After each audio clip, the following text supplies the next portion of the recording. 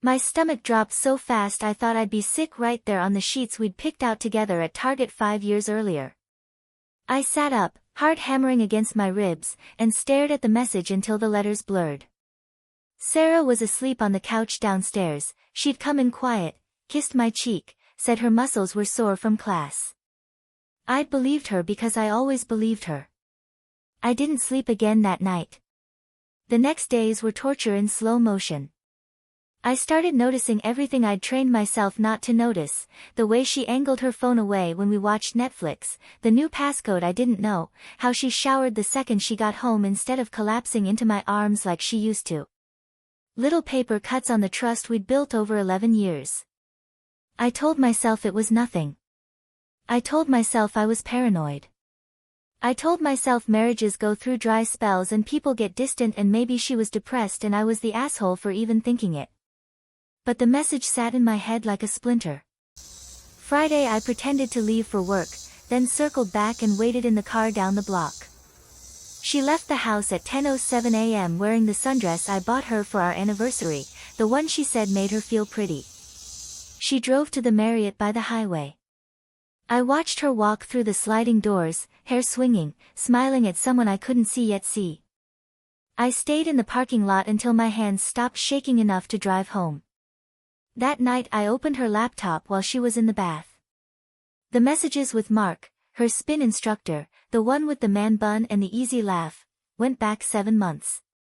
Hundreds of them. Photos. Plans. Inside jokes about us, about me. One line burned itself into my brain. He never touches me anymore. I feel invisible unless I'm with you. I read it 10 times. 20. I wanted to throw the computer across the room. Instead I sat on the bedroom floor and cried like a child, quiet, ugly sobs I muffled in a pillow so she wouldn't hear. When she came out wrapped in a towel, hair dripping, she saw my face and knew. Baby. Don't. My voice cracked like a teenager's. Just, don't. We didn't scream that night. We sat on opposite ends of the couch and spoke in the careful voices people use when they're afraid the wrong word will detonate everything. She told me she'd been lonely. That I'd been buried in work, always tired, always on my phone even when I was home. That she'd tried to talk to me, but I'd say, not tonight, or fall asleep mid-conversation. That Mark listened. That he made her laugh. That it started with coffee after class and turned into something neither of them meant to happen.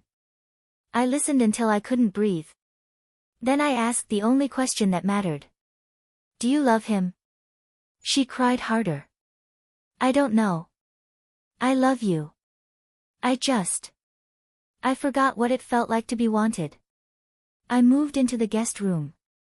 For 2 weeks we lived like polite strangers sharing a mortgage. I lost 12 pounds. She barely ate. We went to one counseling session and spent the whole hour in silence while the therapist waited. Then her friends started calling. First Jenna, she made a mistake, Ethan. People make mistakes. You guys can fix this. Then Mia, you're throwing away 12 years over one slip. Then Kayla, the worst of all, she's destroyed. She cries every night. If you love her you'll forgive her. I met them for coffee because I thought maybe hearing it in person would make a difference. They sat across from me in a booth that smelled like burnt espresso and sympathy. Kayla reached for my hand. I pulled it back. Funny how you're defending her, I said, voice low, shaking. All of you knew, didn't you? She told you while it was happening and you said nothing to me. You let me walk around like an idiot while my wife was in someone else's bed. Silence. Jenna looked at her latte like it might save her. Mia's eyes filled.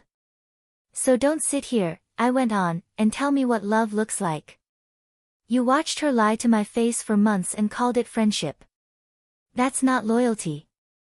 That's cowardice. I stood up. Left cash on the table. Walked out into the cold without looking back. 2 days later I packed a bag while Sarah was at work. I left my ring on the kitchen island next to a note that took me 6 hours to write and still only said 8 words.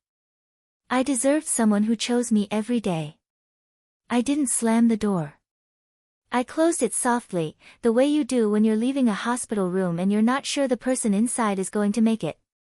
6 months later I'm in a one-bedroom downtown. Some nights I still wake up at 2:14 a.m. reaching for a body that isn't there. But most mornings I make coffee for one and it doesn't feel like punishment anymore. I go running at dawn. I call my mom on Sundays. I laugh at stupid memes my sister sends. I'm learning, slowly, painfully, that being wanted isn't something you beg for. It's something you become worth, first to yourself, and then, maybe one day, to someone new who never makes you doubt it. Sarah texts sometimes. I'm sorry. I miss you.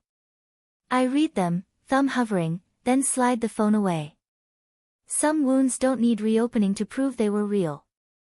The heart doesn't hate her. It just finally stopped breaking for her. And in the quiet that's left behind, I'm starting to hear my own voice again, steady, certain, alive.